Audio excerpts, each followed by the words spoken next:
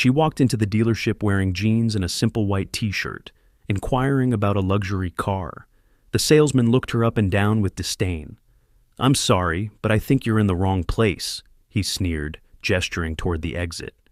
"These vehicles start at $300,000. As other staff members snickered and customers stared, her face flushed with humiliation. She left without a word. The next morning, a gleaming Rolls-Royce Phantom pulled up outside the dealership. When the back door opened, the salesman's jaw dropped. He never saw it coming. The prestigious Boston luxury motors sparkled under the morning light. Glass walls showcased a fleet of exotic vehicles that most people would only dream of owning. Porsche, Bentley, Aston Martin, Ferrari, each more expensive than the last. Margaret Collins, Maggie to those who knew her, stepped through the doors, her brown ponytail bouncing slightly with each step. Her simple white t-shirt, well-worn jeans, and minimal makeup reflected a woman who valued practicality over presentation. At 35, she exuded a quiet confidence that came from knowing exactly who she was. What wasn't apparent from her modest appearance was that Maggie was the founder and driving force behind the Collins Foundation for Children with Disabilities, an organization that had transformed thousands of young lives. Years before meeting her now husband, she had built the foundation from nothing, pouring her heart and education in special needs development into creating real change. As she entered the showroom, her eyes immediately fell on a sleek midnight blue coupe, perfect for her sister's 40th birthday. Caroline had always dreamed of owning a luxury car, and after beating breast cancer last year, Maggie wanted to give her something truly special. She could easily afford it. Her foundation success and personal investments had made her comfortable in her own right, though few knew that. Across the showroom, Blake Thompson adjusted his blue tie and straightened his navy suit jacket. As sales manager, he prided himself on being able to spot serious buyers instantly. At the sight of Maggie in her casual clothes, he smirked and nodded to his colleagues. This would be amusing. "Good morning," Maggie smiled at a young salesman named Daniel who approached her. "Welcome to Boston Luxury Motors. I'm Daniel. Is there something specific you're interested in today?" Before Maggie could respond, Blake smoothly intercepted. "I'll handle this, Daniel," he said, then turned to Maggie with a practiced smile that didn't reach his eyes. "Looking for directions, ma'am?" And just like that, Maggie's day at the dealership began, a day that would change perspectives for everyone involved. "Actually," Maggie replied pleasantly, "I'm interested in that midnight blue coupe." She pointed to the $285,000 vehicle displayed on the elevated platform. Blake Thompson's smile tightened. He'd seen this before, people wandering in to daydream about cars they could never afford. With end-of-month quotas looming and 3 serious buyers expected that afternoon, he had no time for fantasies. "That's the limited edition Azure. Only 15 were made this year," he said, emphasizing each word as if speaking to a child. "Perhaps I could direct you to our used car division. They're in a separate building about 3 blocks east." Maggie noticed how his eyes darted over her simple clothing, lingering on her scuffed sneakers. She was accustomed to such judgments. Most people had no idea she deliberately chose this way of living, finding freedom in simplicity despite having access to immense wealth. "I'd really like to learn more about this one," she persisted politely. "Is it possible to see the interior?" Blake's expression soured. Behind him, 2 salesmen exchanged knowing glances. "The Azure is by appointment only," he lied smoothly. "Our serious clients typically schedule private viewings." Just then, a couple dressed in designer clothing entered. Blake's demeanor transformed instantly. "Please excuse me," he said to Maggie without actually looking at her. "Why don't you take a brochure? Daniel can help you with that." He strode toward the couple, arms outstretched in welcome. "Mr. and Mrs. Harrington, wonderful to see you again." Daniel, the younger salesman, approached Maggie with an apologetic smile. He couldn't be more than 25, and his suit seemed a size too large. "I'm sorry about that," he said quietly. "Would you like me to tell you about the Azure?" "I would, thank you," Maggie replied. As Daniel enthusiastically described the vehicle's features, Maggie noticed Blake leading the well-dressed couple directly to the Azure. He opened the door with flourish, inviting Mrs. Harrington to sit inside. The same car he'd claimed was appointment only. "That's quite all right," Maggie assured the now uncomfortable Daniel. "I understand how these things work." Across the showroom, Blake was performing his well-rehearsed sales routine. This particular model has a waiting list of 8 months, but I've set aside one for special clients. Mrs. Harrington ran her hand along the leather interior. It's exquisite, but I'm not sure about the color. We could certainly discuss custom options, Blake assured her. Maggie approached quietly, standing just within earshot. Excuse me, she said. I was hoping to inquire about purchasing this model. Blake's face reddened. As I mentioned earlier, this vehicle is being shown to these customers, he said, with barely contained irritation. Perhaps you could come back another time, or, as I suggested, check our used car options. The couple looked uncomfortably between Blake and Maggie. I'm specifically interested in this car, Maggie stated calmly.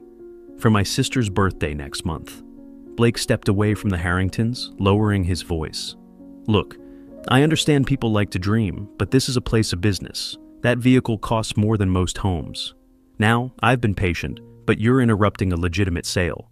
Several nearby customers had stopped to watch the uncomfortable exchange. Daniel hovered anxiously at the periphery. I'm prepared to make a cash purchase today, Maggie said, maintaining her composure. That was when Blake's professional veneer completely cracked. He laughed, a short, harsh sound that echoed across the showroom floor. Several heads turned. A cash purchase? Really? His voice was louder now, designed to humiliate. This isn't a yard sale. We're talking about $250,000. People who can afford these cars don't dress like... He gestured dismissively at her outfit. That... Maggie felt her cheeks flush, not from embarrassment, but from a slow-building anger. Not for herself. She'd experienced such treatment before, but for anyone who had ever been judged by their appearance. I believe my money is as good as anyone else's, she said quietly. Blake stepped closer, towering over her. Let me be clear, he said, no longer bothering to hide his disdain. You are wasting my time and embarrassing yourself. Either make an appointment for a serious discussion, dressed appropriately, or please leave the premises. The showroom had gone silent. The Harringtons had stepped away from the car, visibly uncomfortable. Is there a problem here? A newer voice joined the conversation, the dealership's owner, Richard Mason, attracted by the commotion. Blake straightened his tie. No problem, sir. Just explaining to this lady that we operate by appointment for serious buyers. Richard Mason assessed the situation quickly, taking in Maggie's simple appearance and the watching crowd. His expression made it clear which side he was taking. I see, he said. Ms. Collins, Maggie supplied. Margaret Collins. Ms. Collins, perhaps there's been a misunderstanding. Our clientele typically, well, they understand the exclusivity of our vehicles. I understand perfectly, Maggie replied, her voice steady despite the humiliation burning in her chest. Your sales manager has made your policies quite clear. Blake stepped forward again, his voice dripping with condescension. If you're genuinely interested, which I doubt, you can call for an appointment. But I'd suggest bringing proof of funds and dressing the part. These cars, he gestured around the showroom, are for a certain class of people. A murmur rippled through the onlookers. Someone snickered. Maggie looked around at the judging faces, at Blake's smug expression, at the owner's tacit approval of his employees' behavior. She'd faced discrimination before, but rarely so blatantly, so publicly. I see, she said simply. With dignity intact but spirits bruised, she turned and walked toward the exit. Behind her, she heard Blake's voice, not quite quiet enough. Some people just don't know their place. As she pushed through the glass doors into the morning sunlight, Maggie pulled out her phone. The humiliation stung, but a small, resolute smile formed on her lips as she dialed. The Collins estate sat on 5 quiet acres outside Boston, its understated elegance revealing nothing of the billions behind its ownership. Alexander Collins preferred it that way. At 41, the tech visionary had revolutionized renewable energy storage technology, building a fortune while maintaining a deliberately low profile. When Maggie entered his home office, Alexander looked up from his desk, immediately setting aside his work. 15 years of marriage had taught him to read her expressions with precision. Something was wrong. What happened? He asked, moving around the desk to meet her. Maggie sank into a leather chair, the morning's events washing over her anew. It was educational, she said, with a wry smile that didn't reach her eyes. She recounted the experience at the dealership, the condescension, the humiliation, the blatant discrimination. As she spoke, Alexander's expression darkened, but he remained silent, giving her the space to process.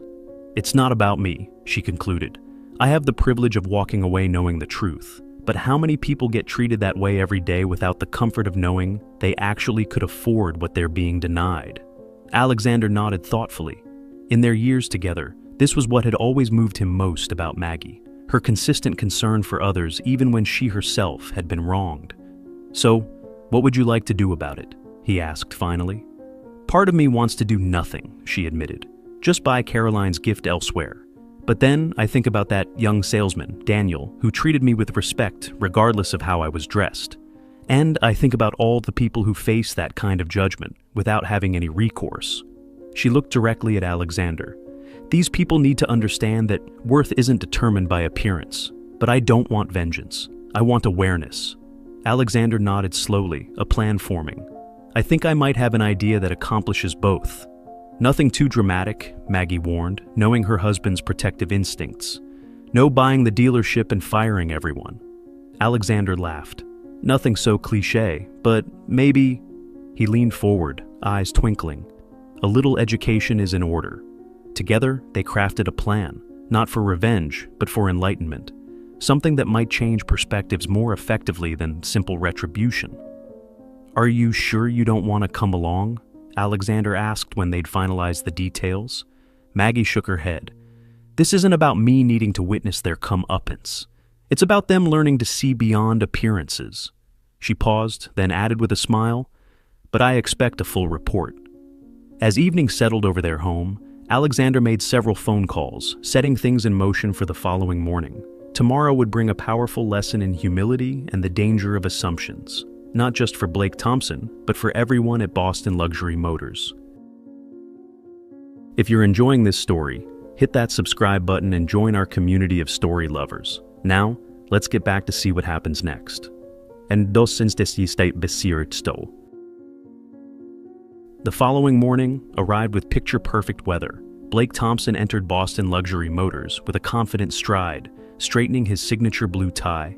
Yesterday's incident with the underdressed woman had become an amusing anecdote he'd shared over drinks with colleagues. Another delusional dreamer thinking she belonged in the world of luxury. The showroom gleamed under carefully positioned lights, exotic cars arranged strategically to maximize their allure. Blake had just finished the morning staff meeting, emphasizing the importance of qualifying customers properly. "Remember," he'd instructed the sales team, "our time is valuable. We cater to a specific clientele. It's not elitism, it's efficiency." Daniel, the young salesman, had remained quiet during the meeting, his discomfort evident. Blake made a mental note to have a word with him about proper customer assessment. At precisely 10:17 a.m., the distinctive purr of an exceptional engine drew attention outside. Through the floor-to-ceiling windows, a vehicle unlike any other glided to a stop directly in front of the main entrance. Conversations halted mid-sentence. Even Blake, typically unimpressed by luxury vehicles given his daily proximity to them, felt his pulse quicken. A Rolls-Royce Phantom, extended wheelbase, but not just any Phantom. This was a custom model with a unique midnight blue finish that seemed to shift colors in the sunlight. Conservative estimates would place its value north of $1.2 million.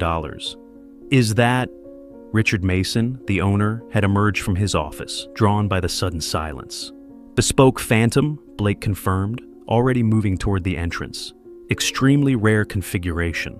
A uniformed chauffeur exited the Rolls-Royce and walked around to open the rear passenger door with white-gloved precision. From the vehicle emerged a man of commanding presence, tall, impeccably dressed in a tailored suit that whispered rather than shouted its five-figure price tag. His salt and pepper hair was perfectly groomed, his posture effortlessly authoritative. Blake's salesman instincts kicked into overdrive. This was beyond a good prospect. This was the kind of client dealerships competed for, the kind whose purchases included not just one vehicle, but potentially an ongoing relationship worth millions. "Good morning, sir. Welcome to Boston Luxury Motors," Blake called out, intercepting the distinguished visitor before any other salesperson could approach. Blake Thompson, sales manager, it's an absolute pleasure to have you with us today. The man regarded Blake with an unreadable expression, then offered a polite smile that didn't quite reach his eyes.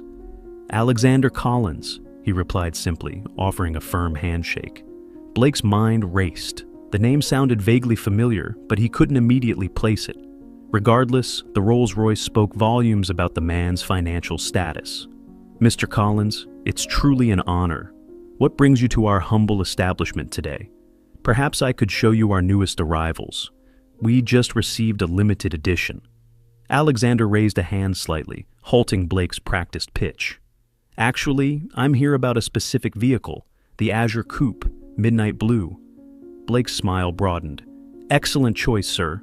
One of only 15 produced this year. I'd be delighted to show you. It's actually right over... I know where it is, Alexander interrupted smoothly. My wife was here yesterday, expressing interest in it. Blake's customer service smile remained fixed, though confusion flickered in his eyes. Your wife? I don't recall. Perhaps one of my colleagues assisted her? Alexander's expression cooled noticeably. No, Mr. Thompson, you assisted her, or rather, you refused to assist her. Margaret Collins. She was wearing jeans and a white t-shirt. You suggested she might be more comfortable looking at used cars. The blood drained from Blake's face as realization dawned. Behind him, he heard a small gasp from Daniel, who had been hovering nearby. Mr. Collins, Blake stammered, his usual smooth delivery abandoning him. There must be some misunderstanding. We welcome all customers here. By now, Richard Mason had approached, sensing a situation developing. Is everything all right, Blake? Alexander turned his attention to the owner. Mr. Mason, I presume? Richard Mason? Yes, indeed. Welcome to Boston Luxury Motors. Thank you. I was just explaining to Mr. Thompson that my wife visited yesterday, interested in purchasing the Azure Coupe as a gift for her sister. She was, however, treated in a manner that I find troubling. Richard's expression shifted rapidly from welcoming to concerned. I'm sorry to hear that. I believe I was briefly involved in a conversation, but I wasn't aware of all the details. Alexander nodded thoughtfully. The details include your sales manager here, suggesting that people like her don't belong in an establishment like this, based solely on her casual attire. By now, a small crowd had gathered, other salespeople, support staff, and even a few early customers. The showroom had gone completely silent. Mr. Collins, Blake began, desperation creeping into his voice. If there was any misunderstanding, it wasn't a misunderstanding, Daniel suddenly spoke up. All eyes turned to the young salesman, who looked surprised at his own courage. Ms. Collins was treated poorly. She was polite and specific about her interest in the Azure, and she was dismissed repeatedly based on her appearance. Blake shot Daniel a withering look, but the damage was done. Alexander turned back to Richard Mason. You know, it's interesting. My wife founded and runs the Collins Foundation for Children with Disabilities. It's been her life's work since before I met her. She's raised over $50 million for specialized medical equipment and educational programs. He paused, letting this sink in. Maggie chooses to dress simply because she believes in living modestly despite our means. She finds it keeps her connected to the families she helps. It's one of the countless reasons I love her. Richard Mason had gone pale. Mr. Collins, I assure you, this does not reflect the values of our dealership. We pride ourselves on... Actions speak louder than mission statements, Mr. Mason, Alexander interrupted firmly. Now, regarding the Azure, I'm not here to purchase just one vehicle. Blake perked up slightly at this, a glimmer of professional hope breaking through his distress. I was planning to purchase the Azure for my wife's sister, as Maggie intended, but I was also considering a fleet replacement for our corporate vehicles. 7 in total, and my personal collection could use updating as well. Mason's eyes widened. A sale of that magnitude would make their quarterly targets in a single transaction. However, Alexander continued, I find myself questioning whether this is the right establishment for such a significant investment. The silence in the showroom was absolute. Blake looked physically ill. Mr. Collins, Richard began desperately, I cannot apologize enough for this unfortunate incident. I assure you, this is not how we conduct business. Please, allow us to make this right. Alexander considered this for a moment. Perhaps there is a way forward, he said finally. but it would require more than just selling me cars. Anything, Richard assured him quickly. The Collins Foundation is hosting a benefit gala next month. We're raising funds for a new adaptive sports complex for children with physical disabilities. Blake, he turned to the mortified sales manager. I think your presence would be educational. Blake swallowed hard. Sir? Not as a guest, Alexander clarified. As a volunteer. The foundation is always looking for people to help with setup, to assist the children, to see firsthand the work being done. The implications were clear. This wasn't just about selling cars anymore. It was about learning a fundamental lesson in human value. Additionally, Alexander continued, addressing Richard Mason, the dealership might consider implementing a training program on unconscious bias. I know several excellent consultants. Richard nodded emphatically. Absolutely, we would welcome such an initiative. As for the vehicles, Alexander turned to Daniel, the young salesman who had spoken up. I'd like you to handle all the paperwork, starting with the Azure for my sister-in-law. Daniel's eyes widened. Me? Thank you, sir. I'd be honored. Good, Alexander said with finality. Now, shall we discuss the specifics of the corporate fleet? As they moved toward Mason's office, Alexander paused in front of the Azure, running his hand along its sleek contour. My wife has excellent taste, doesn't she? Behind them, Blake Thompson stood motionless, his perfect world fundamentally altered. The harsh truth had finally dawned on him. He had revealed his character not by how he treated those he thought important, but by how he treated those he believed were not. 1 month later, the Collins Foundation Benefit Gala transformed the Grand Boston Hotel into a celebration of possibility. Children with various disabilities and their families mingled with donors, medical professionals, and supporters. Near the entrance, Blake Thompson, dressed not in his usual sales attire but in the event staff uniform, directed guests and assisted a young boy in a wheelchair.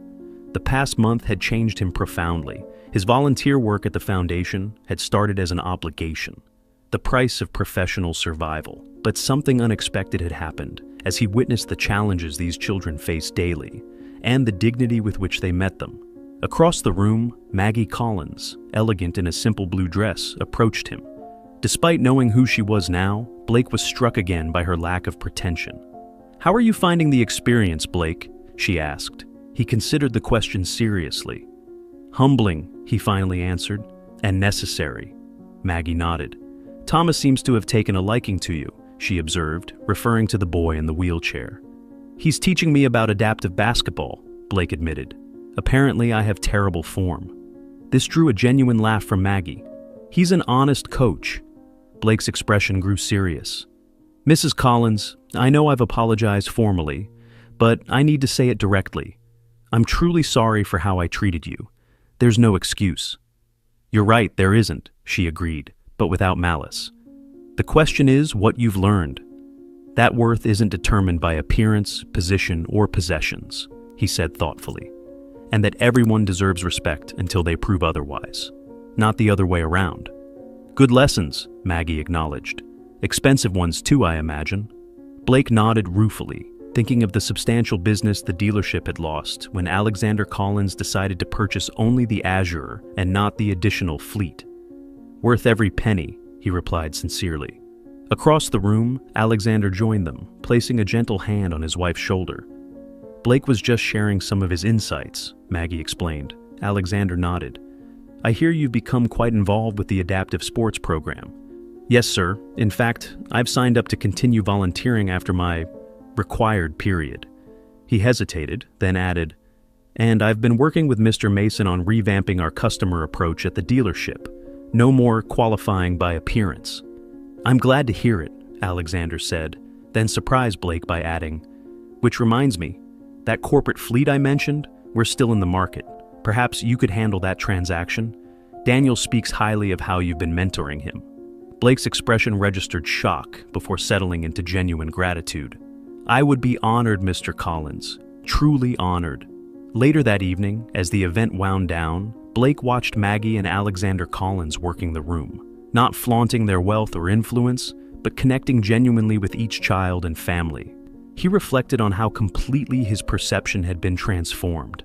A month ago, he would have dismissed someone like Maggie Collins based on her casual appearance. Now he understood that true value ran deeper than designer labels, luxury cars, or executive titles. As Blake helped Thomas back into his wheelchair after a photo session, the boy grinned up at him. "You know what, Mr. Blake? You're pretty cool for a grown-up." Blake smiled.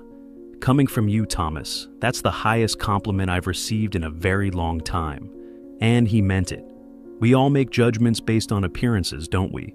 But as Blake Thompson discovered, looking beyond the surface can reveal extraordinary people and life-changing opportunities. If this story resonated with you, please hit that subscribe button and join our community of story lovers. We'd love to hear your thoughts in the comments below. Have you ever misjudged someone based on their appearance or been misjudged yourself? Your experiences might inspire others. And remember, the true measure of wealth has nothing to do with your bank account. It's about how you treat others when you think no one important is watching. See you in our next story, where another powerful lesson awaits. I hope you enjoyed this thrilling journey. On a scale of 1 to 10, how would you rate this story? Let me know in the comments below. Your feedback inspires more epic tales.